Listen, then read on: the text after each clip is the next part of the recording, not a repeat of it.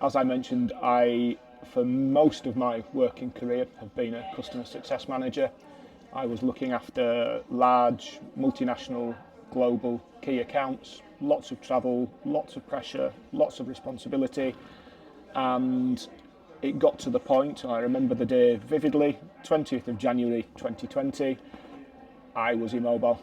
I was unable to move. I was stuck in bed, couldn't move, couldn't speak, and I didn't know what happened. I just knew something was wrong. I was unable to speak to my doctor, so I had to fill in an online request form with my doctors to get an appointment. And as I got about 2/3 of the way through it, it dawned on me, this is probably what depression looks like. And within 20 minutes of having completed the form, I was face to face in front of my doctor, diagnosed there and then with anxiety and depression. And I had to take quite a lot of time out of work. Work were very supportive. They understood what was happening. They gave me the breathing space and the time to do it. And I went on what I call my journey of recovery and self-discovery. And I'm probably the only person in the world for whom the lockdown and the pandemic came at exactly the right time. At early 2020, all I needed was to be in the presence of my family and to see that really that's what matters to me. It's not the job, it's not the role, it's not the responsibility, it's those key items of finding what my true happiness was and being with my family. I was incredibly fortunate that when I came back into the business, there was talk of starting the Culture Council. That immediately excited me as a chance to share what I'd learned and hopefully reduce the chances of what happened to me happening to other people further on.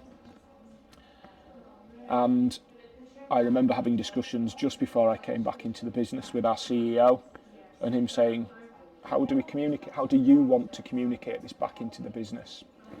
And I would be lying if I didn't say I ummed and ahed for 24, 48 hours about how I did it.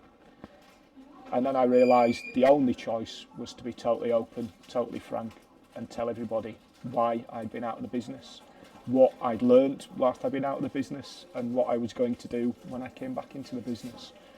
And since then, that openness has expanded out into the business. We now have 12 mental health first aiders. We had none previously. And I wouldn't pretend that everything's perfect, but it's a lot better than it was previously.